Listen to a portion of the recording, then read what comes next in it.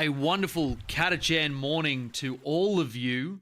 Hello, Chassos. Welcome to our stream where we today are going to be dealing with Tau list building. Now, this is something that I think is probably the thing that I go across Facebook or Reddit or my own Discord or wherever and just like 50 times a day. You've got people that are posting their list and saying, hey, can you review this? I have no idea what I'm doing. And obviously people don't want to make mistakes. They want to take things that are going to help them win the game. They want to take things that are going to be fun to play and not make them feel bad about the choices that they've made. And I feel like there are some really, really big mistakes that people fall into early, especially with a faction like Tau. Now, this will be good information for any army in the game. Literally any army, because the list building process is generally the same across different armies when you start answering the right questions. However, Tau has a very, very unique problem where because we do all of our damage at range and we are paper thin on our defenses, it could be very, very easy for people to fall into the trap of just take big guns. Big guns go boom. Boom mean win game. And that's not actually the case for our faction. Or if it ever was the case, it hasn't been for a very, very, very long time. Would like to say hello to everybody who is joining us on this beautiful, beautiful morning. Hello, Emerson, Conrad, Sleeping Pill, Mike Parry. Very, very good to see everybody in chat. And let's get started with some of the fundamentals that I'm talking about. Now, I'm just going to open up our Battle Scribe because it's probably the easiest way to show this point by point as we're going. So let's add in Tau Empire, beautiful. And we come to this screen, whether it be in the app or whether it be in Battle Scribe or whatever, and we have to start making some fundamental choices. And especially if you're newer, it can be very, very overwhelming when you get here. So, what is the first fundamental that you need to answer when you start building a list? Now, I will say at this point that it is very, very common for you to have an idea, a particular unit that really, really sticks out to you and that you really want to play and you really want to try. And that can be, for example, we had a little bit of hype coming into the Codex about having missile sides in Montcar. There was a lot that Montcar offers that sort of counterbalances some of the weaknesses that the broadsides have. So let's go forward assuming that we're going for that sort of a list. The first thing that you always have to answer is how am I going to score and how am I going to win the game? That, I think, is something that a lot of people fail to think about straight away, and they punch in all the big fun stuff like crisis suits and riptides and, you know, if you're a Giga Chad, storm searchers, or they put in, a lot of their broadsides and then they go, oh, that's taking up like a quarter to a half of my list, and sometimes even all of their points, and then it's hard to roll things back once it's already sitting there. So usually I will go with, okay, what am I going to use to score?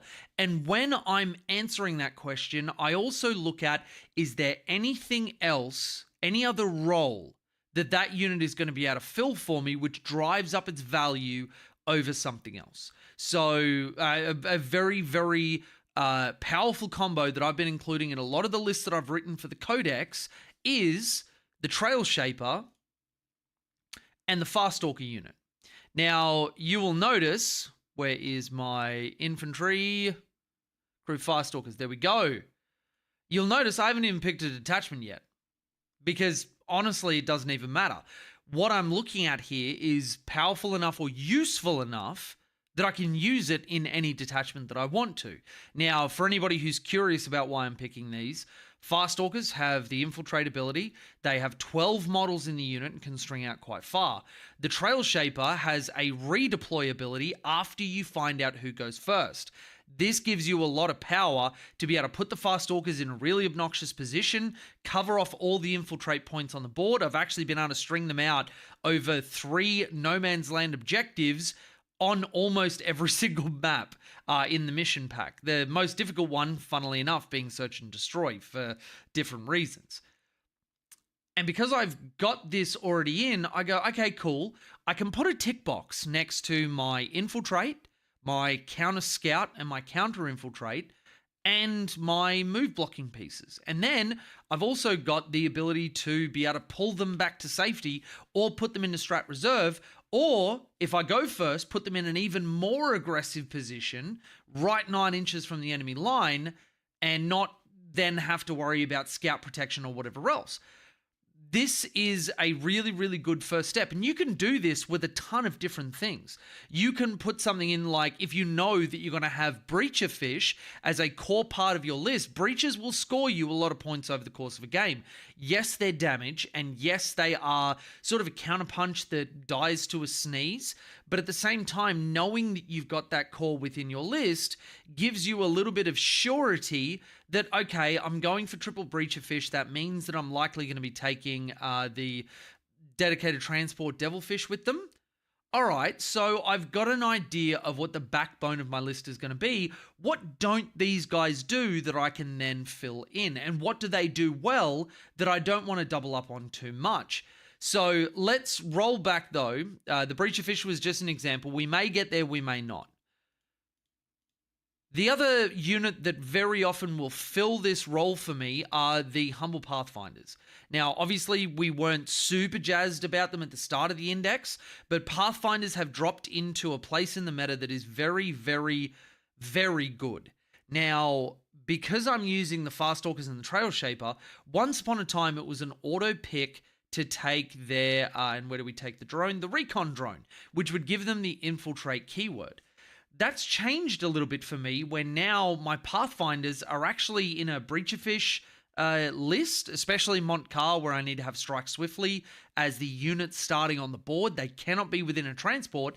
The Pathfinder goes in one of my 3 devilfish. Its scout moves 7 inches because the scout keyword, when in a dedicated transport, confers the scout move to the transport that the unit's in, so long as every model in the transport has the scout keyword.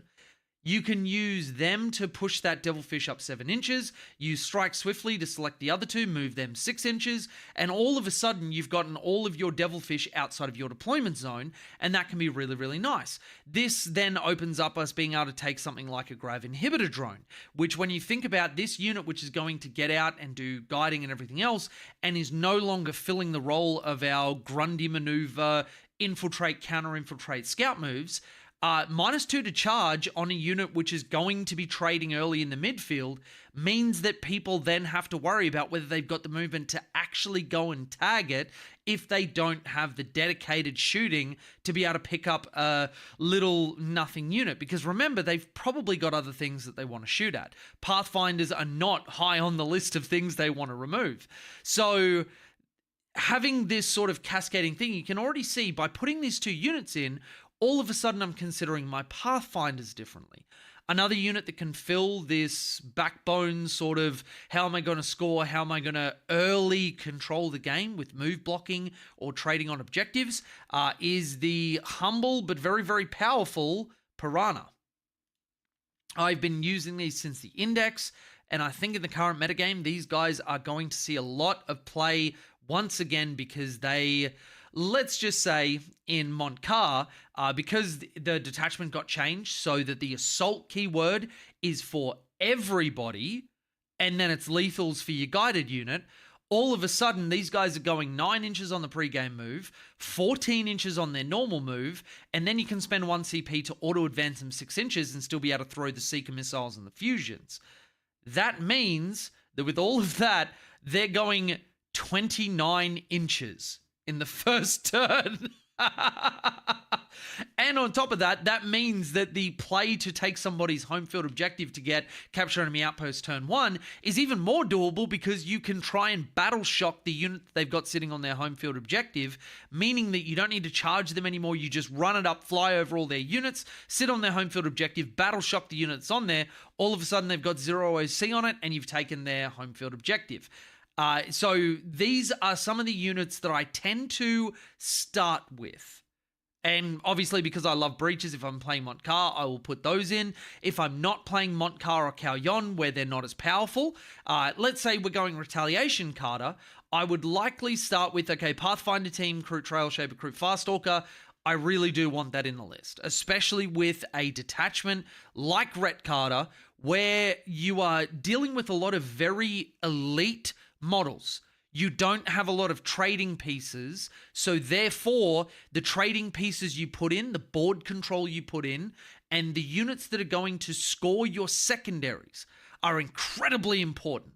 And I said this on stream last night, there's a lot of people, especially with Retaliation Cadre, that get stuck in their own head that, oh no, everything has to have the battlesuit keyword, everything has to benefit from the detachment. But where Montcar is utility for the units that are in the army, and it will apply to everybody, and then extra damage potential for the units that get guided, Retaliation Cadre is just damage. That's it. There is no other utility in it. So therefore, you don't actually need to worry about it because not everybody is getting damage potential out of Montcar. You're taking that detachment for the utility that it provides and some of the builds that it opens up. Retaliation Cadre, you can have like a quarter to almost half of your list in things that don't benefit from it, and as long as they fill a role and you've got an idea of what they're being used for, like the Trail Shaper, like Farstalkers, like Pathfinders, Crute, all of these different things that offer different things to the list, it means then you can be sure of the damage you're throwing into your list with Riptides and Crisis Suits and Ghost Keels and all that fun stuff. Now, the next thing that I always do after I work out what is my backbone to score and screen and do all the things that I need to protect myself, how am I going to be guiding my units? Well, in the current iteration of the Codex, one of the first little buttons that you are going to be clicking almost without fail is Stealth Battlesuits, and then taking them probably in at least duplicate, if not triplicate, because they are just so incredibly powerful.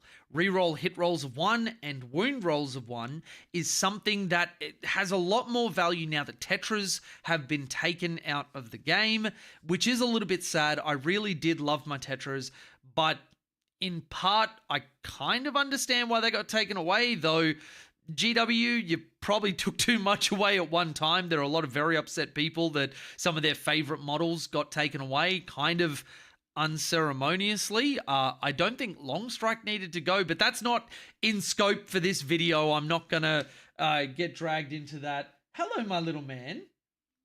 Mushu just woke up. So we look at our guiders, and I think, okay, that's great. These will be our dedicated guiders. Now, this, again, I haven't picked a detachment yet. Now, once I've solved these problems, I then start looking at, okay, let's run off the thesis of we want to make the missile sides work. What is it that will give them the most benefit? Obviously, the Crute Hunting Pack is off because we are specifically wanting to play that unit. We're excited by it. We picked up a couple of boxes and we're really, really loving them. So we're going to try and build the list around them. We've got our core. We've got our infiltrate, our scout protection, our rush protection. We've got our guiding on with Pathfinder team and 3 stealth teams. Okay, what offers us the most for the broadsides? This is the next question we have to answer. What is actually going to facilitate us using this core damage unit? Because there's nothing wrong with having a core damage unit and building around that. You just have to be smart about not going too far into a skew. Now, for those unfamiliar, a skew is where a list does one thing insanely well, often at the detriment to a lot of other things. We find that naturally, Knights lists are askew because they are all high toughness, high wound count, but generally speaking, don't have a ton of units to throw away on the board unless they're like Chaos Knights and they throw in a ton of demons that they bring in, but then there's issues with bringing that in. Skew list can also be that if I made a Tau list that was all Hammerheads and Sky Rays and Riptides and everything else, I've gone very heavy into anti-tank. But it means that if I were to go in, say, like the Crute Hunting Pack or into an Orcs Green Tide list, I don't have the tools available. Usually you'll see a skew at things like Teams events, where you have a little bit of control over the matchups. But anyway, avoiding the skew is very important for those units. So let's have a look at what we've got available. Crute Hunting Pack is not going to be good for everything that we've built so far. Yes, the Trail Shaper and the Fast Stalkers would be great. We could run the missile sides in the Kroot hunting pack unit, but we're doing that to provide damage support to a Kroot Korth sort of thing. And really, that's not what I'm feeling at the moment. If I were what's our imaginary person going to be? Little Mr. Andy, who's got his codex and he's got his boxes and he really wants these missile sides. So Andy rules out the Kroot hunting pack. Then we've got left Cao Yon, Montcar, and Retaliation Cadre. Now, because he's not a little bitch boy, he's not going to take Cao Yon. Because one, we've been playing that for a year, and this is definitely not my personal bias shining through at all. But I can't look at another Cao Yon list at least for like 6 months. So Andy, being the Giga Chad that he is, doesn't take Cao Yon. Okay, that's fine. Though having said that, Cao Yon would actually still be acceptable because from turn 3 onwards, if he protects himself well, sustain 2 on those missiles is nasty. Really, really nasty. Please don't take me saying that as Cao Yon bad, because it absolutely is not. But it's not what we're looking for from this. So we then go, okay, Retaliation Cadre and Montcar. I've heard good things about both. I've heard some of the pros talking about Montcar being a little bit stronger, a little bit more versatile, but Retaliation Cadre is very, very fun. Let's have a look at my data sheet. So if I go into, I believe they're in vehicles, broadside battlesuits. All right, I open up my codex. What do I see? Got a Feel No Pain randomly for some reason. They're able to take the heavy rail rifle or maybe the missile pods. The high yield missile pods are what I'm really excited about. I saw people talking about them. What about the base sort of unit? Well, I have a 5-inch move. I'm relatively tough. I've got a 2-up armor save. 5-inch move seems a little bit rough for Retaliation Cadre because, Andy's new at the game. How am I going to get them within 12 for the +1 strength? How am I going to get them within 6 inches for the additional AP?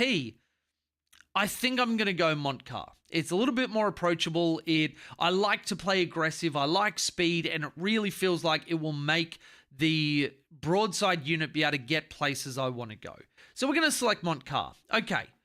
Now, sticking with the fundamentals of it, I've got a core. I've got my guiding units. What else do I need? What else will the broadsides not do for me that I need to then fit into the list? Well, the missiles are going to be good against Marines. The missiles are going to be good against even things like Thunderwolf Cavalry that are all 4 wounds, 3-up armor, 4-up invulnerable save. The -1 on the missiles will automatically put them on that. Even Terminator equivalents, because every 2 shots that go through will kill a Terminator off, which is pretty nasty. I like Montcar because I can have 2 units focus on one and get an additional AP. Neg 2 on the missiles is quite nice. Okay. But what I don't have is, this is only 18 shots, which I don't think is really enough. I think I need some more volume. So I think I will go with the Breacher unit. Okay, that gives me stuff to stand on objectives because I'll have things like the Pathfinder team, the Fast Stalkers. We'll probably throw in some Piranhas because I love them. Okay, so that gives me some things that are going to go up and they're going to be my first wave. And that's something to think about with Tau specifically. We need to trade effectively, which means that you're going to offer up things to your opponent in waves. We're going to be putting things in front of our opponents that we are okay with them killing, keeping our damage units relatively safe from charges or shooting or whatever else. So, okay, I've got some Piranhas to throw up at them. I've seen Jay demonstrate the evolution of the Grundy maneuver. Let's call it the J maneuver. No, that's way too egotistical. I don't know, but the Kroot tech, they're going to be standing in front of them. Then I've got Pathfinders to run out. Stealth suits can infiltrate. Cool. So the second wave, what's going to happen next? My opponent's going to kill those things, and they're going to run out onto objectives and stand there. Well, Breaches are fantastic for that. They've got everything I need. They reroll wounds against units that are on objectives. That's fantastic. So let's put in a core of breaches. I've seen people use 3. I've seen them do the devilfish because I want them to move fast, and that just makes sense for Montcar. Now your question becomes, do I want to spend the points for the fire blades to put with the unit? Now, the consideration that you have here is, yes, it's an extra like 150 points to put them in there. It gives them a bunch of extra shots. Is that worth 50 points for me? Oh, hang on a second. We haven't considered enhancements. And that makes me think that, yes, I do, because Montcar has some fantastic enhancements. And this is where observing those within your codex and looking at some of the things that they offer. Retaliation Cadre, things like the Starflare ignition system, in my opinion, is an auto take. Therefore, you want to have a commander that can take advantage of that. So Cold Stars and Enforcers are natural insta picks within that detachment. When we're looking at Montcar, we have a couple that are very, very important for us to consider. So going up to the Cadre Fireblade, the first one is Strike Swiftly. Now, this one can go on the Trail Shaper, and I have used this to very, very good effect because the Trail Shaper doesn't need to be with the Fast Stalkers to have them redeploy. He picks his unit and then another Crute unit on the board. No line of sight, no range restriction. He can be anywhere and just go, Fast Stalkers, come back. We're gonna cook. Let's go. So he is a great one to have Strike Swiftly because you can pre-place him, pre-measure to where your Devilfish will be, and just go.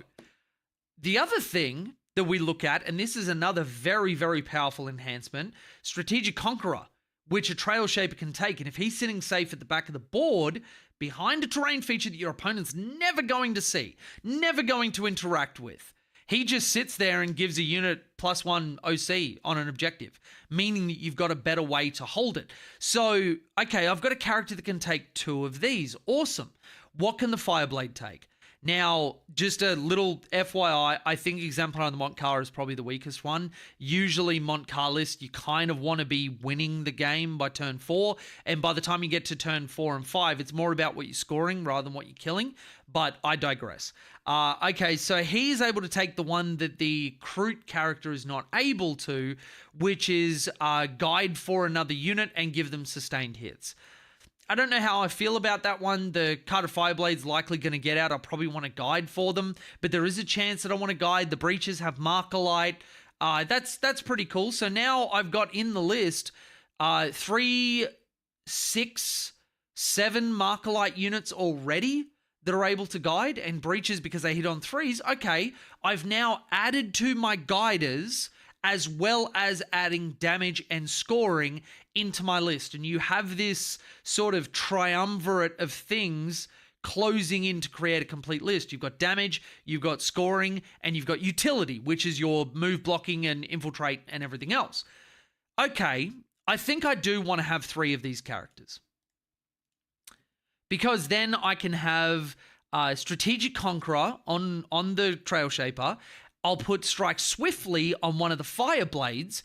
He starts out of the Devilfish, and it's a dedicated transport, so someone has to be in it. So I'm going to do what that really, really good-looking 5-head Cyclopean Tau streamer said to do, where I'll put a Pathfinder unit into a Devilfish, and he can give it a scout move, then the other 2 scout move. That's great. We've got a piece coming together for this.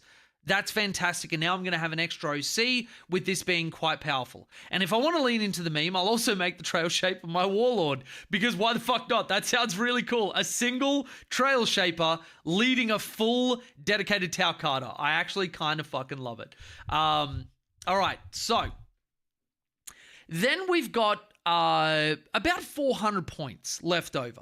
And we go, okay, I've got my Fireblades, I've got my breaches, I've got plenty of volume of shots. I've got my broadsides, I've got my piranhas. Cool. They've got a little bit of anti-tank, and the Devilfish also have a little bit of anti-tank. And this is where our decision-making on the damage category splits. We have anti-infantry and we have anti-tank. We are not filling our anti-tank at the moment. Now, okay, what do I want to put in to fill that role? We have a couple of really, really great options. Just for this, I'm going to throw in what has just been the absolute GOAT unit for me, and I'm going to put accelerated burst cannons on them because we don't need the twin pulse carbines because we get assault for the first 3 turns, which is fantastic, which is most of the time that we need to have a lot of our fast movement. And accelerated burst cannons, it is extra volume of strength 6, AP 1, damage 1 shooting. Fantastic. So I'm going to put in Sky Rays. How many can I put in before I hit a cap? I won't be able to put in another one. So 2 Sky Rays, that's pretty good. That's 6 Seeker missiles a turn.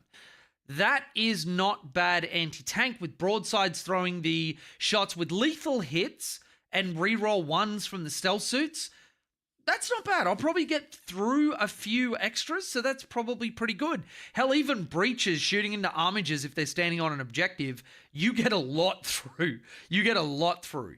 So what do I want to fill in for this last little bit? Well, the thing that I don't have in this list at the moment is actually Deep Strike. I want to have things, yes, I'm fast on the board, but I want to have a deep strike threat hanging over my opponent because deep strikes are incredibly powerful. They're very obnoxious for your opponent to deal with. I've got 1885 points. Now, there's 2 ways that I could go with this if I were building this list as Andy.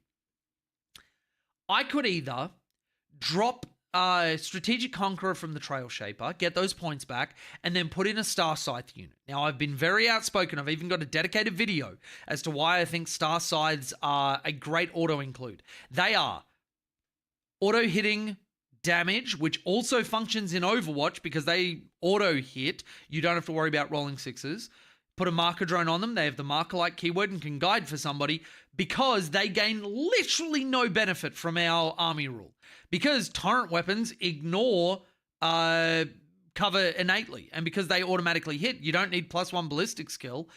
On top of that, they are just a really, really great unit to drop in, clear something out, Overwatch, or if I'm dropping them in to get 5 points for deployed teleport homer, I don't mind spending 130 points for that, really. Because my opponent then has to send something over to grab them, and they may not want to if I'm playing the game correctly. Now, the other thing that I could do if I don't want to drop Strategic Conqueror is go, hey, you know what? In the Index, we actually played solo commanders. Maybe I want to do that. Let's go a Cold Star. Puts us at 1995 points. We don't take an enhancement. We put 2 shield drones on him because why not?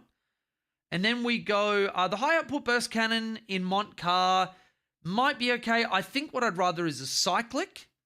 And then put on him, let's go with a broad range of things.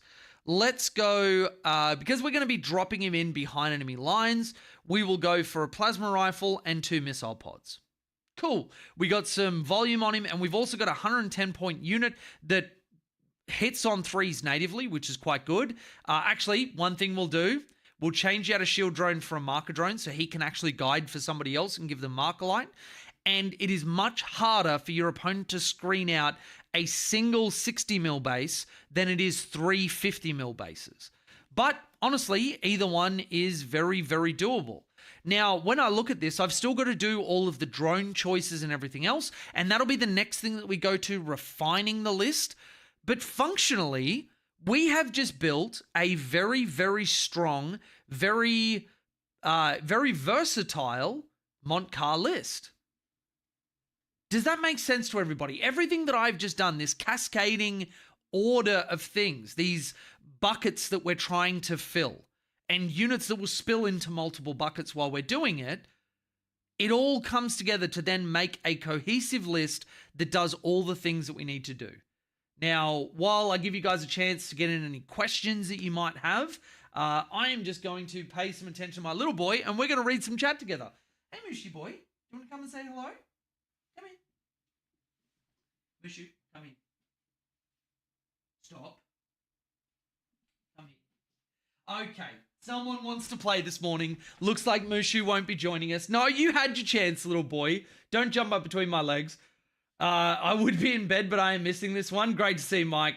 Detachment. Yeah, well, we got to detachment, but I hope you saw that detachment actually wasn't the most important choice for us.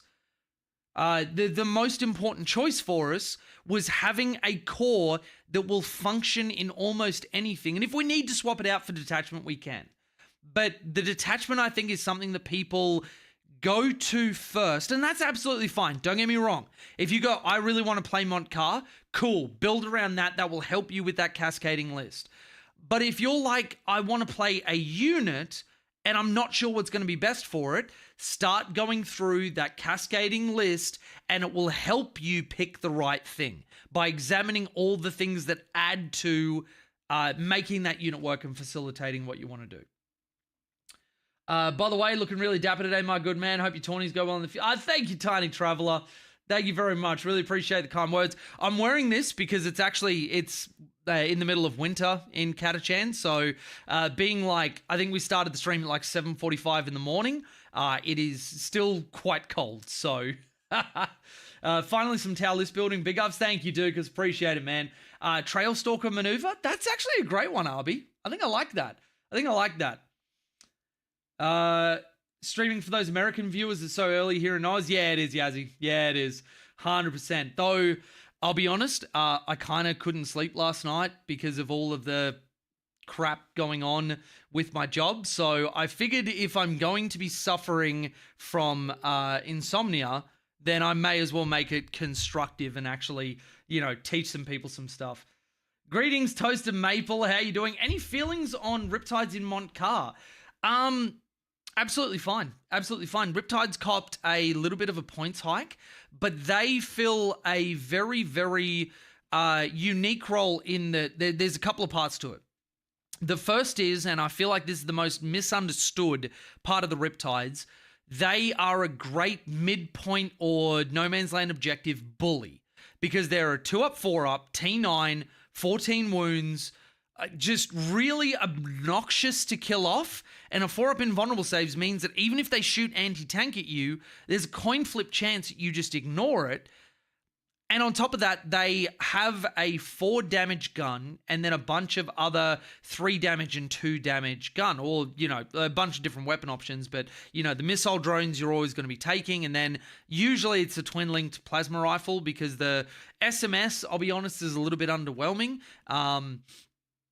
The Fusion Blaster is fine, but usually the Riptide isn't often getting in range of stuff that it would want to use against that, so I just find the Plasma is better for your Terminators and that sort of stuff. But the 4 damage gun is such a unique breakpoint that not a lot of armies have. In the things that are dominating the meta, like Thunderwolf Cavalry at the moment, 4 wounds, you get one of those through and they just lose a wolf straight up. Like, just gone, get off my table. And that can be really, really nice. So Riptides are great. You just have to find what they're fitting into in your list and then build other things that do what the Riptide doesn't. And just remember, it is a force multiplier. It's not dedicated damage because everybody knows, and talk to any pro player, Riptides are one of the most swingy things. I don't know what it is, but they will sometimes do everything and then other times just sit there with a thumb in their ass being like, I didn't know you wanted me to hit with my shooting. I was just like rapid fire. So anyway, I started blasting. But yeah, mad regrets not magnetizing my broadsides when I got them. Yeah, I feel you.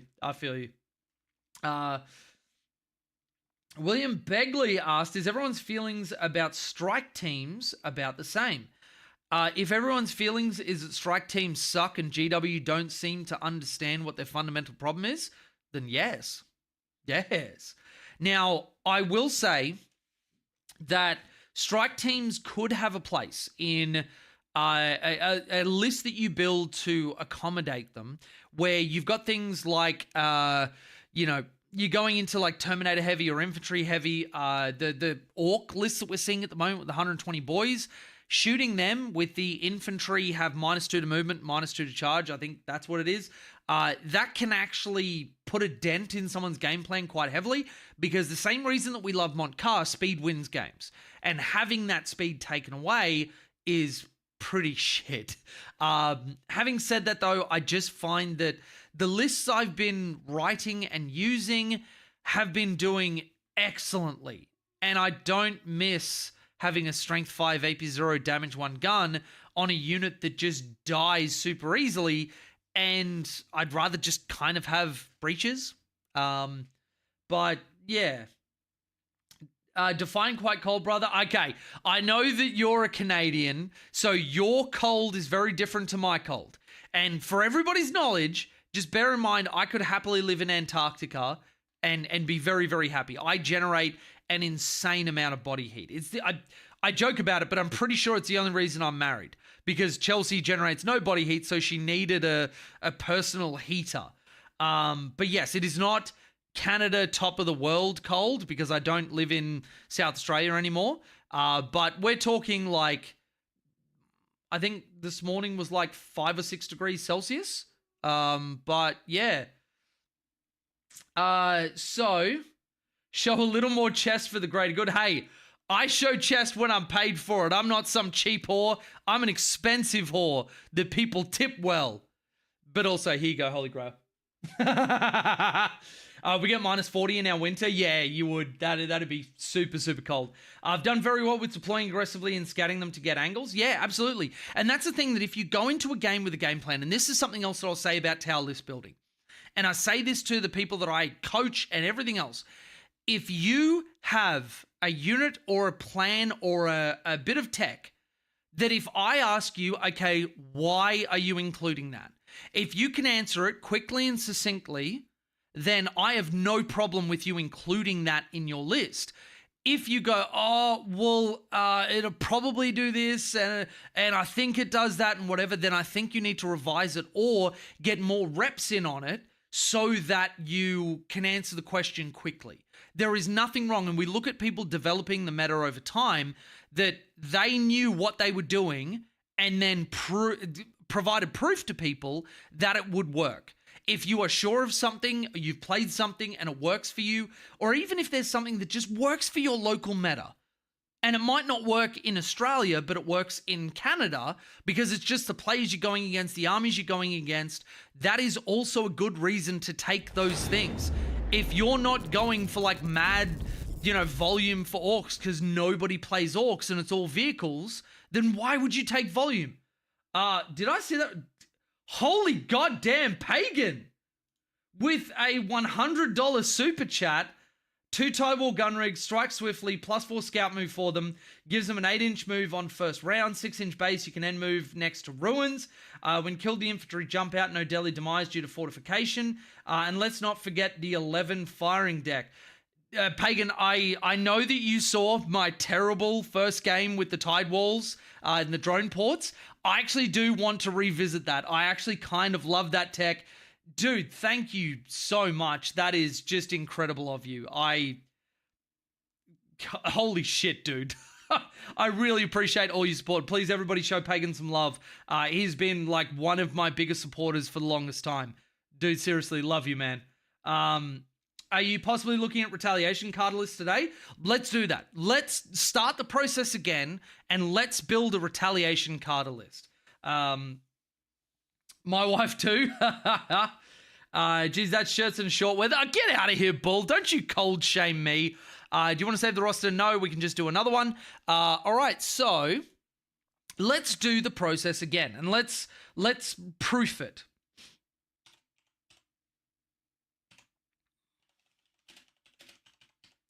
So we're going to call our list Retaliate on Ds for just no reason, just absolutely no reason at all. So we're going into this not I want to play a unit, but we're going into this I want to play a detachment. Okay, cool. So we've got our Retaliation Cadre. Now, everybody will remember, what is the first question we have to answer? How are we scoring the game and how are we protecting ourselves early? All right, you know what? I am going to go to the Trail Stalker combination that I mentioned before. Get your Trail Stalkers in. Trail Stalker by Jay. The trademark. I don't have a trademark, but whatever. You don't know that. All right, I'm going to do that because I hate seeing the little thingy there, whatever. Okay, so we've got our Infiltrate, our Counter Scout, all that sort of stuff. Then I'm not going to be including breaches. I do like Pathfinders for guiding. I definitely want to have my stealth suits. And after we do this, we'll go to refining the list because we never got to do that, rolling through chat. So I'm happy with that. what am I going to be using? Because I've got a semi-elite list, I think I actually want to include some Crude Carnivores. I want sticky objectives. And actually just some extra bodies to go and gun people up. So we're going to go for some Crude Carnivores this time. Now, I love some of the enhancements. I really want to make use of them. I really want to include Farsight because I think that there is a particular combination in Ret Carter that I really want to try. I'm in a meta as Andy that I have a bunch of things that are like needing high volume. There's Crute players, there's Swarm Nids, there's Orcs, even just like a bunch of MSU bodies with Marines and everything. I need volume more than I need a lot of anti-tank, though there are a few tank players. Kibash Carnage, sup bro, how's things? Hope everything doing well. It is, man, it is. It's a mixed bag because I've got a manager that's currently trying to get me fired when I've done nothing wrong. So it's a little bit stressful and I'm having to defend myself. But yeah, it's what can you do? Trey's in the Archaeovist. Thank you for the follow. Though unfortunately, I think that's a Necron name, and in which case, delete Necrons from the game. That's all I'm saying. All right, now that I've got my obligatory anti-Necron sentiment out for the stream, let's keep going. So, all right, I've got Farsight, and I want to be able to use him for Arachon Protocol replication. Now, this one is that when I target a unit that's got 6 or more models, I get sustained 1. When I target a unit that has 11 or more models, I get sustained 2. That is especially powerful on a burst cannon unit. So, holy shit. Is that Beal gifting subs again? No, it's Holy Grail. Dude, gifting 5 subs. Thank you so much, my dude. Everybody enjoy the railgun emotes. Enjoy having access to all of the sub benefits. Thank you so much, my dude. I really appreciate it. All right, so what the fuck was I saying? You guys are overloading my brain. Yeah, so we want to replicate Arachon Protocol. So the first thing that I want to throw in immediately, let's go down to our crisis. I want to put Star Size in. And these are going to be my burst cannon boys. So let's just change that up now. 2 burst cannons, no Tau Flamer. We're going to go a marker and a shield on the lead. And then we're going to go boom and boom. And we're going to go shield gun and boom and boom. And shield gun. Okay, so that's the unit that's going to go with Farsight. Fantastic. We don't need to do anything else for him. I've also got some other characters because I've got enhancements that I want to have. So I may as well chuck them in the list because I know I want them. Cold Stars are fantastic because we don't have Assault natively because we're not Montcar. So I really want to have him. He's very fast, so I think he's a perfect holder for the internal grenade racks. He is going to have a shield and a marker drone. We're going to have him equipped with the high output burst cannon because he's going to go with the Star Scythe unit. He's also going to have a cyclic ion blaster, and then he's going to have 2 burst cannons of his own. Now, all right, so I've got my guiders, I've got my core, I've got my who is holding objectives. Now we can start going further into the damage. So I've got one of him, and then I'm going to duplicate you. And then, what are we at? 990 points. Because I'm in a very horde meta, I'm going to opt for a 3rd Star Scythe unit. And this one is going to be all flamers. So, marker shield. Not marker, sorry, shield gun. And then shield gun. All right, so that's a lot of my volume taken care of. But I actually think I wouldn't mind a unit of fire knives. Now, I think what I want to do with this is have a double missile pod. And I think this would be a great unit to have doing uppy downy stuff with an enforcer. Good long range fire, harder to kill. Okay. And he is going to match them. So he is going to have 1 cyclic, and then he's going to have 3 missile pods. Okay, fantastic. We got some volume to go with him, and we've got an up-down unit that can take full advantage of the drop within 3. Now, you'll already notice that I do have deep striking threats already in there. So now what we're looking at is we want to have long-range fire and anti-tank. Now, I do love the Sun Forges. They did cop a little bit of a points nerf, but I still think that one unit is still perfectly serviceable.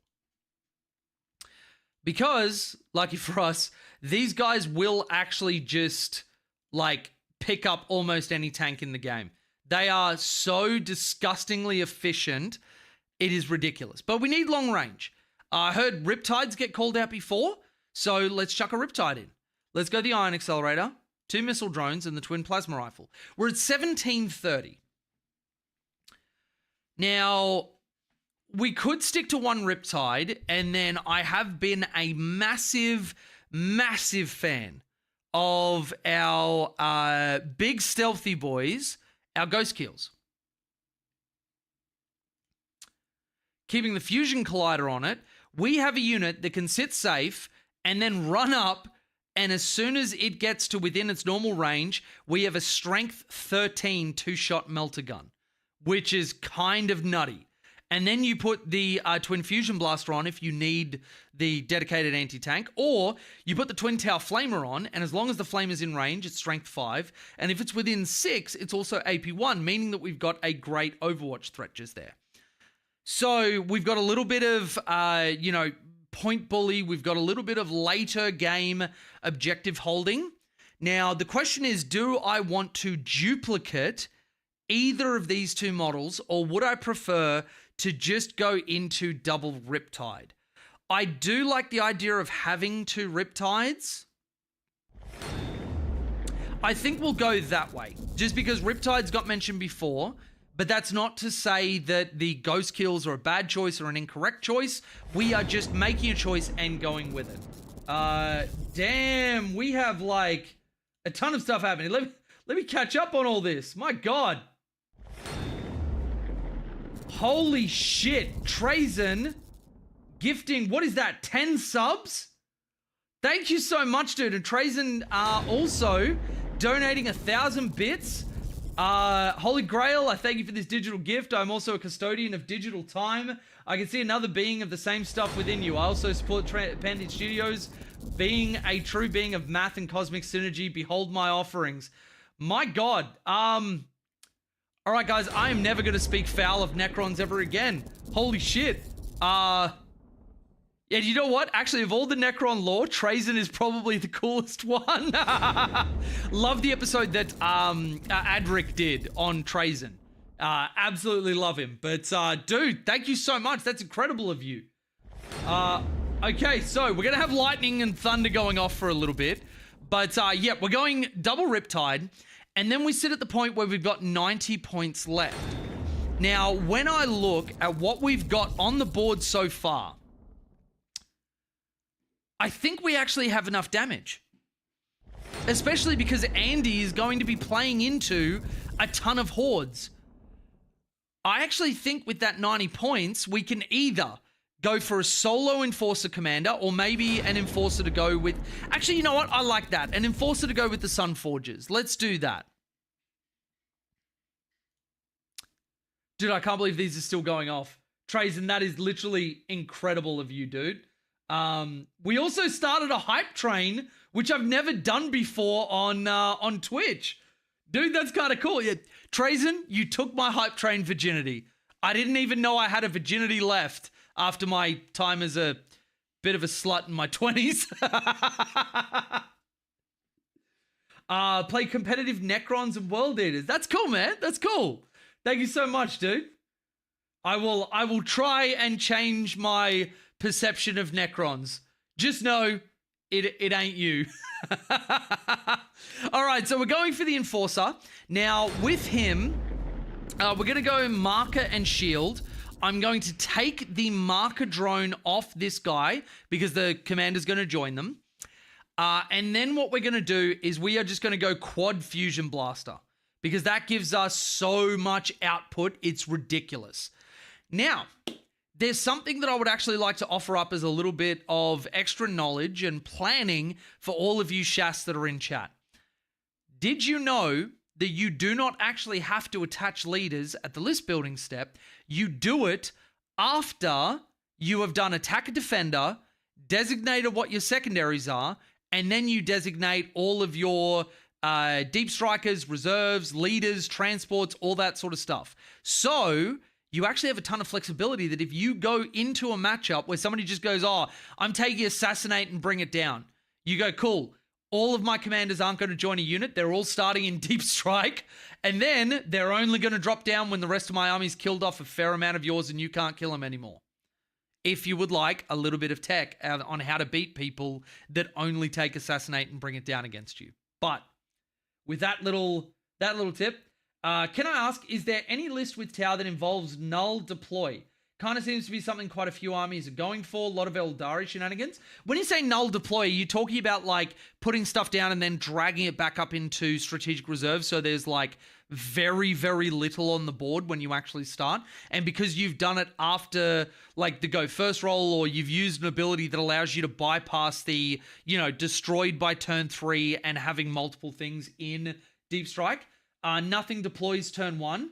There's not really anything like that, and I actually think that Tau would suffer quite heavily if we did that, because a lot of how we win the game is by taking a lot of board priority with move blocking and keeping units from doing the things that they want to do, and then getting dedicated damage at range so that we start picking all of your stuff off and trying to take as little in return as possible. We do still have to trade, but if we aren't move blocking and trying to keep someone like in or near their deployment zone, or just unable to go and do the things they want to do, generally speaking, we will lose the game. So I don't think that we have enough tricks that we could play a null deploy. You could do it, but I don't think it'd be a good idea for competitive Tau, honestly. So now we're looking at a perfect 2,000 point list. We have 4 good commanders, one of them a melee threat, that also, don't forget, can tank shock on the way in, uses its strength 10 weapon profile, and if you're greater strength than your opponent, roll 12 dice and on 5 ups, take mortal wounds. Farsight is so good, do not sleep on it. My God, there's more thunder going off. What is happening? Beal, not to be outdone, has gifted 3 subs. Thank you so much. All of my new subs, enjoy the new emotes, enjoy everything else that comes with it. Thank you so much, everybody. I really, really appreciate the love. This is I'm a little bit taken aback. This is really incredible. Thank you so much. Of course, take a nap and Jay starts streaming. Hey, I couldn't sleep. So this is my insomnia ramblings. All right, so to finish off this, what have we ticked off from our little triumvirate of things that we need to solve? Well, we have counter-infiltrate. Counter-Strike is a game, not a Warhammer thing. We have infiltrate, we have counter-infiltrate, we have counter-scout, we have move blocking early for turn 1 protection. We have guiding units out the arse with pathfinders and stealth suits and a bunch of star sides which can guide for other people. We have plenty of damage. Now, in this instance, Andy was going to be playing into a lot of Horde, and we have that in spades. One of the things we're going to be doing is using the Cold Stars unit with the high output and the cyclic and the burst cannons in a burst cannon unit to then use the Aracon protocol. So we are going to be having 24 shots from the star sides, double exploding on 6s, at strength 6, AP 2, damage 1. And then we're going to do it with Farsight's unit. And that's not even to mention the Cold Stars guns that are going to get the same benefit. Don't forget that when you attach a leader to a unit, they get their data sheet abilities. When it says this unit gets blah. So we've got plenty of damage. We've got anti-tank in Sunforge and an Enforcer, as well as double Riptide. We also have on our stealth suits, let's start refining. And I'm just going to delete out 2 of them. Don't make yourself do triplicate work for no reason. The Shazvra is going to have a fusion blaster, battlesuit support system, and he's going to have a gun and a marker drone. Now, why do I go the gun drone over the shield drone? If anybody's screaming at your phone or your screen, no, but the extra wound, there are a lot of times where a game has come down to, can X unit advance and be able to do an action to score me enough points to get up over my opponent? Do not rob yourself of having something with assault in the unit that allows you to move fast or move faster than you should be able to and get an objective done. It could potentially win you a game. And on top of that, in Ret Carter, stealth battlesuits actually do punch up a little bit because of the detachment rule.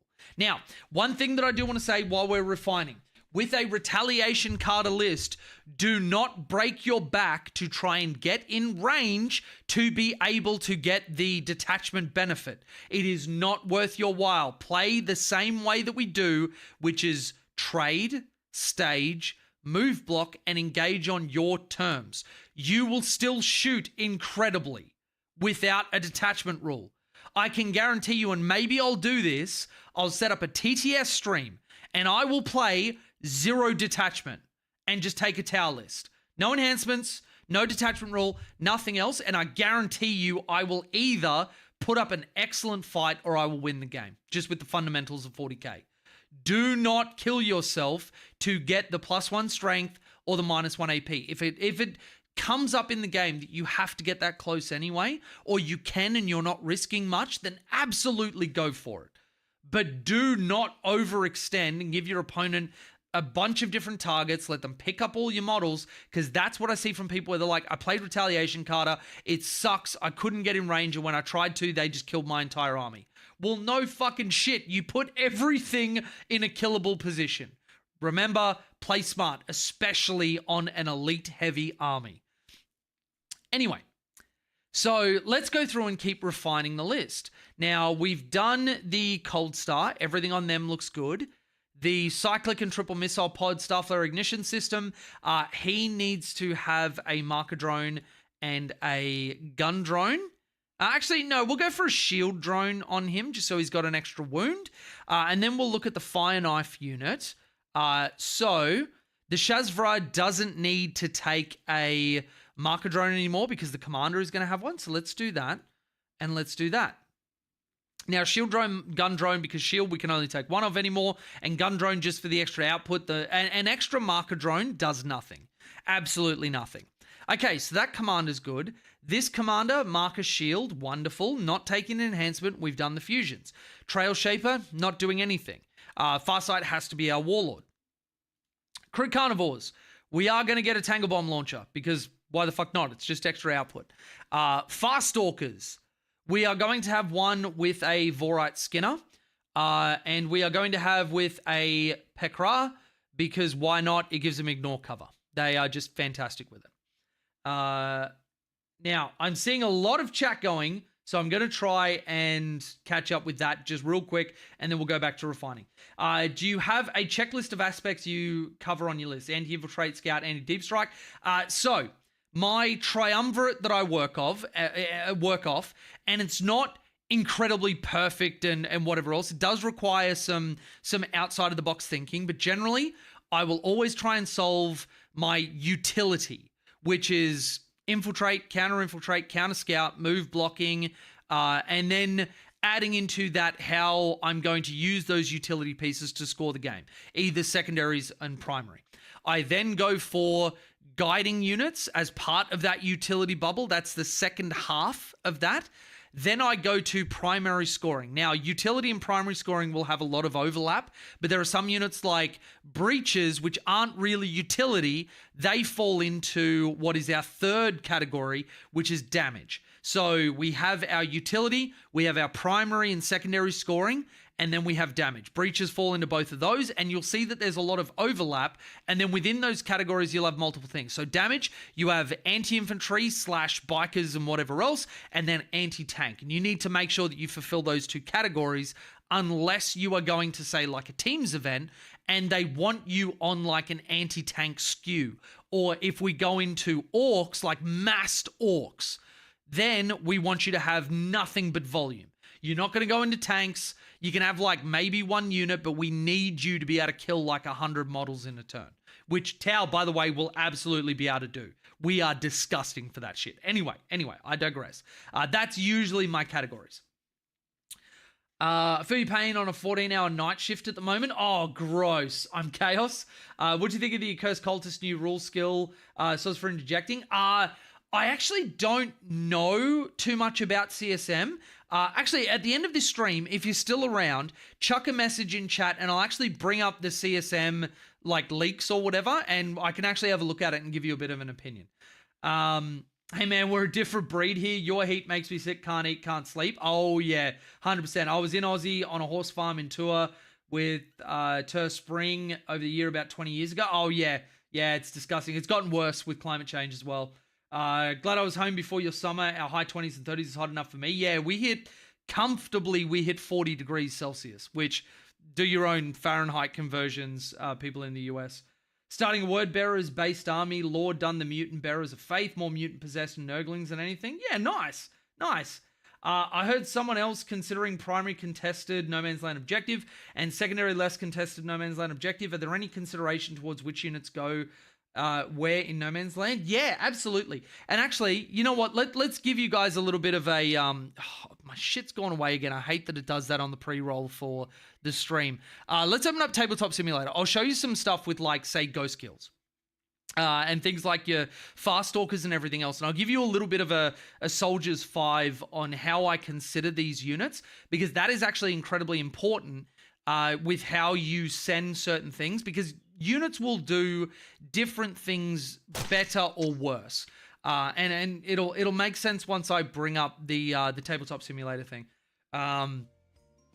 Oh wait, streaming when I'm awake and not just about to go to bed? Yes. I started at 7:45 in the morning here, which is actually kind of peak time for US and Europe and all that sort of stuff. So yeah. Oh shit, we cooking? We cook a little bit. I've been known to cook. What a profitable bout of insomnia. I know. I'm really glad I didn't sleep last night. I'll be honest. Lucky me, haven't been able to catch a stream since I started my new job. Can't be up till 7 a.m. to watch during normal Australian times. Yeah, that's fair, man. Absolutely fair. How often do you actually redeploy your fast stalkers? I'm trying to understand if simply leaving them to move block is better. It is exactly that sort of a consideration. Do I need them to actually move block something? So let's just go FTC base. I'll set up a table. Okay, wait for that to load. Take blue player because blue is best. Obviously, red goes faster, but blue is best. Let's go additive load. We'll just go search and destroy. Set up deployment zones. Okay, so when I'm looking at... Actually, let's get out my... what towel lists do I have saved in here? I really need to do an actual dedicated folder for them. Let's just go my old Hell Hath No list. And it's because it was a Fisher Fury list. Hell Hath No Fury. Like a Tau Scorned. Yeah, you get it. All right, so Ghost Kills. This is a perfect unit to sort of show this. Now, when I look at it, if I were to put a Ghost Kill here, who in chat thinks that's a terrible spot to put a Ghost Kill? Or who thinks it's a good spot? Genuine question. What do you think of deploying a Ghost Kill right there? I'll keep going through chat. Give you guys a chance to say something about it.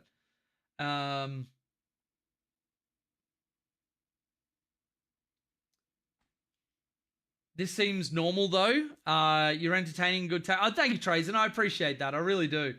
That's a savage list. I think you'd only have 2 armies that might be tough. Feel No Pain, Orc Stack, Chaos Demon Engine spam.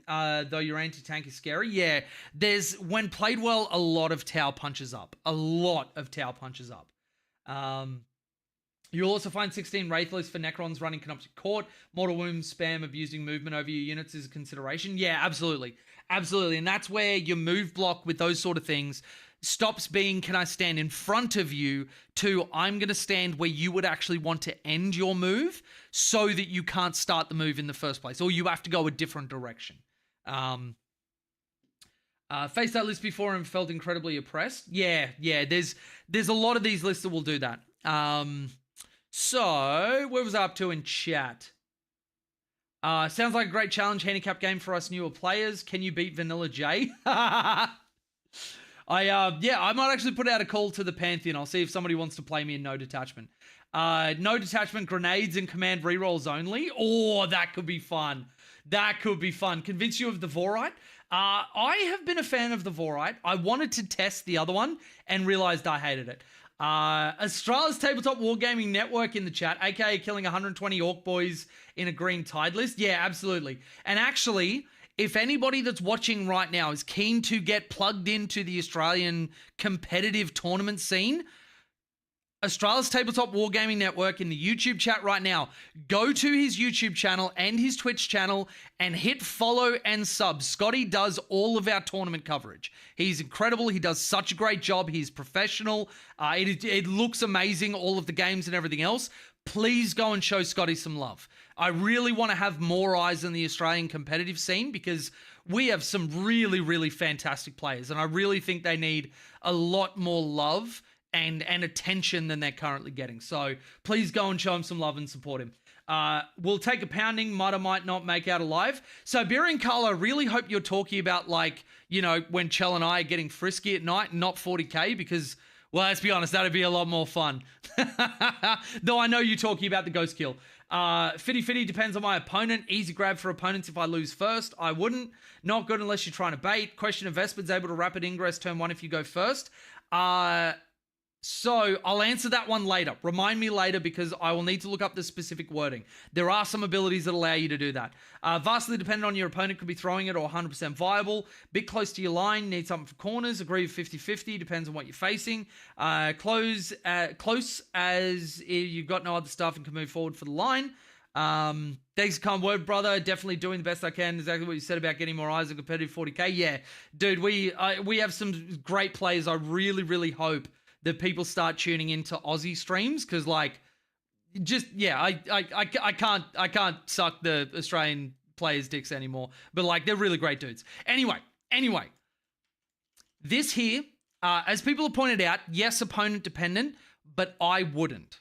Now, the reason for that is that I've got things that will want to shoot up this center line. I've got things that are going like Devilfish and whatever else are going to want to use the pregame move. And if I put it there, I might not be able to move over it. So one of the things that this unit can do that not a lot of other things can do, because there are units that can stand here. And this is the other thing. You've got to consider your units not in a vacuum, but in consideration of what can one thing do well that somebody else can't. Now, when we consider our terrain and we look at it top down, we will be able to very easily get to this one. It is the shortest physical distance to get to a no man's land objective that's not the center. And the terrain skews in a way that, like, we can get to the other side of the wall and we'll still generally have a little bit of protection against it. However, this one over here, we have to move through a building, which means most vehicles will have a hard time doing it. And it is the longest physical distance for us to get to. If we have a ghost kill that sits just here, or even if you want to be really obnoxious, just here, and measure our angles so that we know that they have to, like, you know, for them to be able to see us, they have to move up to, like, right here, which means they have to dedicate something away from the objective. And then even when they get in range, we're -1 to hit, we're lone op, so if they're not within 12, they can't shoot us anyway, and we can blank 2 instances of damage, which means like a 2-shot anti-tank gun, like a Gladiator Lancer, won't do shit against us. That is really obnoxious and allows us to then go and stand on the objective and even shoot over because it can see over the 2-story ruin.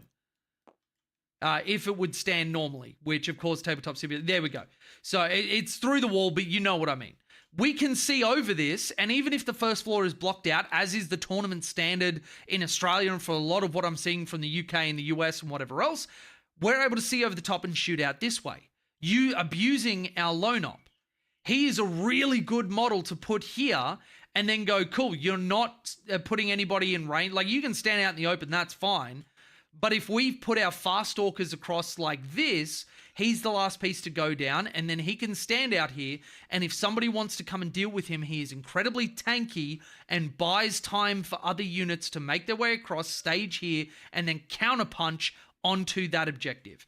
Putting the ghost kill here is something that very few units can do and be as safe as this ghost kill is. So that is a consideration that I always have for my units. What can one unit do that another unit cannot do as well? And if I don't have this unit in my army, that's fine. Like, you can put a unit of stealth suits or something there. Do I even have stealths in this list? Nope, because I wasn't running them when we had Tetras in play. But like, let's just say this is a stealth suit unit. Putting them on the other side here, or even like in there so they can't be seen because the first floor is blocked out, that's still fine. They'll still do quite well there, and they'll be very obnoxious. You can use them to like pop over the wall and do some guiding and that sort of stuff. That's fine. Absolutely fine. But if the Ghost Kill does it better, why not put him there and put the stealth suits in a safer position where you don't have to expose them to get value on this objective? Does all of that make sense to everybody? Can you elaborate a bit more on prime units for move block? Yeah, absolutely. So let's get down to business. I couldn't help it. My little boy's Mushu and it's Mulan. And yeah, if you heard that and didn't immediately go, let's get down to business, then I don't know what to tell you. You're a bad person? I'm Ron Burgundy? Okay, so let's get out. First and foremost, piranhas are one of our best move blocking units. And I'll show that here in just a little bit. We are losing a little bit of the scope of the stream, but you know what? I am all about the side quests. I am all about the side quests. All right, and then I think I need to go into my Kroot Fast Stalker thing. Where are you? Fast Stalker Kinband, search. And let's just get a bunch of dudes down. 2 hounds. Release the hounds. All right. Cut skin. Tracker. Bow hunter. And then I'll just copy some dudes. Okay. So let's just go U3. Copy. Paste. And that should give me my complete unit. 1, 2, 3, 1, 2, 3. Yep, cool. All right, so in terms of tower move blocking, we have some of the most obnoxious move blocking in the game. Now, Search and Destroy, I mentioned earlier in the stream, is actually one of the hardest ones to do. And the reason for that is that we got a 9-inch bubble here that we would love to stand in, but it puts us within 9 of this one. So we actually cannot really go forward, and this one actually pushes further out, where actually our 9 is just here.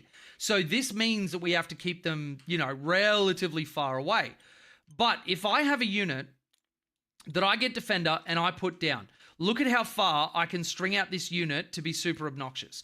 Now, I'm going to let's change the deployment so I can do this relatively easily. Let's go sweeping engagement. Okay. A 1, a 2, a 3. Within 2, just outside of 2. Let's put him just up there. Cool.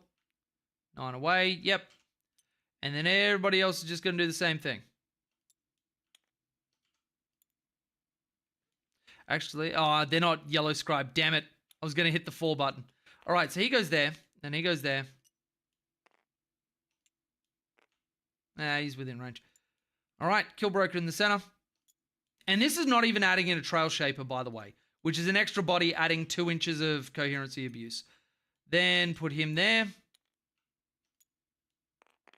Yeah, you can just hang out there. He's within 2 there. Beautiful. And then these guys go like that. This is one of the ones where you can't touch 3 no man's land objectives.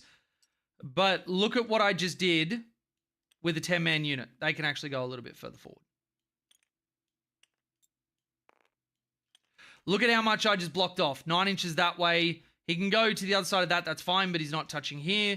And actually, I probably would try and just drown out that. So he's not going in there. He's going in here. Cool. I've just blocked out all of that. I've got to redeploy to pull him back if I'm worried about not going first or... Well, no, actually, if I don't go first, I pull him back. Or... I just go, okay, cool. I'm going to measure an exact 9 inches away. You've got Thunderwolf cavalry that want to run through here and run through here because I've deployed them over there. All right, cool. These guys are going to be exactly 9 away because you have to stay outside of 1. You're actually only going to move 8, and then you'll charge and consolidate, and that's fine.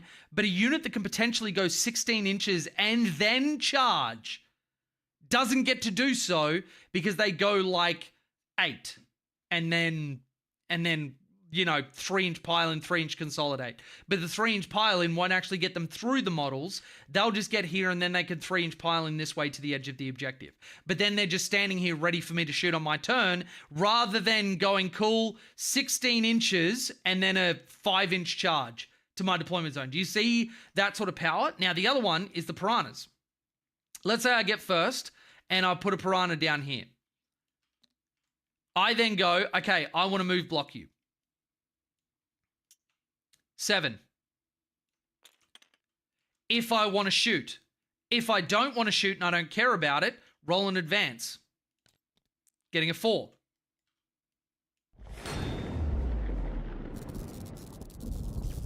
I'm now standing here on my first turn. If you didn't deploy on the line, you ain't doing shit and you ain't getting through them. Then the piranha, 9-inch pre-game move. 14-inch base move. If I'm Montcar, advance, pay for auto advance, going 6 inches. If not, and I go back this way because I want to get onto your home field objective, and I didn't put you in the right spot because I'll be going up here, or there's another piranha that's just there, I then have a 9-inch charge to your home field objective, which is entirely doable. If not, I'm sending fusions and seeker missiles at you. So you can see that at our first turn, imagine how much flexibility I've got when this is what I've got marked out. And I can even do this guy in this way and deploy in a way where these guys are on the other side here. And I've just blocked that out. So now you're not moving through here. You got to go around me there. You're not moving through here, and I'm safe to stand on all 3 objectives and do whatever the fuck I want. Pagan with another super chat for $25.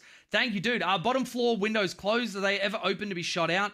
Can you be adjacent and shoot into ruin with closed windows? What are the tournament rules on this? Okay, so when I say first floor blocked out, these windows don't exist. There are no windows that exist. If you want to be seen or see out, you must be on the other side of the wall. I could have, let's say we're in the tower mirror and the piranha's here. Neither of us can see each other. What it does mean, however, first floor blocked out doesn't affect the second floor. Now, the 3-story buildings will block out everything fully. If you're on the other side of it, you cannot see through. You have to be able to draw around the walls. Now, bases are a little bit different. If I'm behind the base, the walls don't matter. You have to be able to draw around the base or be wholly within the terrain feature to be able to see me on the other side. As I was saying with the ghost kill, standing here, we can now see each other because I can draw a line over the top of that first wall to the piranha and you can draw a line to me within the terrain walls. That's how that works. And this is so important for tournament play because it gives melee armies and, weak units a place to actually be able to stage, be safe, and make your opponent actually commit something to be able to kill them. That's why it's so important. So, that's all of that stuff. Let me catch up on a little bit of chat, and I think that will basically close off our list building session. I'll just go back to this and we can continue refining. But that's a lot of our tabletop simulator stuff. A few little extra bits and pieces just because, well, you guys have been fucking incredible for this stream. So I will give you the kitchen sink for how to win games or even how to beat Tau. Dishonor on you, dishonor on your cow. Hell yeah, Bill. Now, the Vespid Rapid Ingress turn 1. Let me answer that one. So, let's go to Vespid. It's been a hot minute since I've looked at them. All right, let's go here. Other data sheets. Vespid Stingwings. Abilities. At the end of your movement phase, if unit's not within engagement range, you remove it, place it in the battlefield, and place it in strategic reserves. So, no, you actually can't. If it was at the end of your opponent's turn, put them into strategic reserves, and in the move, in your next reinforcement step, set up this unit on the board, which is the Grey Knight's wording. That is the wording for certain Knights abilities. There's one, I think it's like the Warrior in the Mist or something. that has specific wording, remove from the battlefield, and then in your next reinforcement step, set them up on the battlefield. That is what allows it to bypass the turn one no deep striking restriction. That is specific wording overriding general wording. But yeah, so Vespid can't do it. Where do we go? From Beal, Scotty really does put on good entertainment for watching tournaments. Yeah, we just had Clash just gone, was really, really good. Just saying that perfectly in time with you and confused the shit out of my boyfriend. That's so good. Side quest, Vespid move to the start reserve at the end of your movement phase. This make them eligible to rapid ingress turn one if you go first. Okay, so I just answered that one. So everybody, with reinforcement is going, refinement is going through and checking all of your drones, all of your war gear, make sure that everything is solid. Do not, and I see this too much in tournaments where people put in a list and don't realize they were fucking around with it and they have the wrong thing on there. Go through and check everything and know why you're picking certain pieces of war gear, why you're picking certain drones, why you're doing all that sort of stuff. And that is the fundamentals of Tau list building. Now, I would like to do some plugging. Everybody knows I love to plug myself or plug someone else. I'm not too really fussy about who I'm plugging as long as someone's getting plugged. If you would like to support me in the channel more, or you would like to just get yourself some sweet goddamn merch, head to the link in the YouTube description, pandastudios.com.au. We are doing custom-made objective markers. You can put any image that you want with an asterisk that we can convert it to the proper file. Army symbols, a picture of your dog, anything like that. We can put on objective markers, shirts, hats, all that sort of stuff. And this is the best way to support our channel because nobody takes a cut. Nobody reaches into our pocket to take something out of it. We've also just launched Print-a-Pet, where you send us images of your pets, we convert it into a printable image, and we get it on some piece of merch for you. So check that out. It's my beautiful wife, Chelsea, that does all of it. So you are getting custom handmade merch, which is really, really cool. Thank you very much to all of my patrons who make all of my videos possible. If you would like to join them and get yourself some dedicated coaching, especially have a look at the Join the Pantheon tier, where you get coaching all through the month, including a new benefit that I've tagged on, where once a month we are getting on for Tabletop Simulator trials, where we are going to get together, pair up into each other using an army that we haven't used or we've been wanting to try out, because everybody has gray sitting in their pile of shame from an army that they thought they would really like to play, but they can't bring themselves to go through building and painting and everything else. We take armies on Tabletop Simulator, learn the rules, get into it, play a game, and actually get you excited to get rid of that pile of shame and get some coaching in while we're doing it. They also get a dedicated game against me every month, 2 hours of coaching, 3 lists built, a customized merch pack just for them. There are a ton of benefits, and it also pushes me closer and closer to doing all of this full time. If you would like to join them or be at any tier and join the Discord, head to the links in the description. I want to say a big thank you to Pagan, to Beal, to Holy Grail, to Trazen. Thank you so much for all of the gifted subs, the super chats, the donations. You guys have been really, really incredible.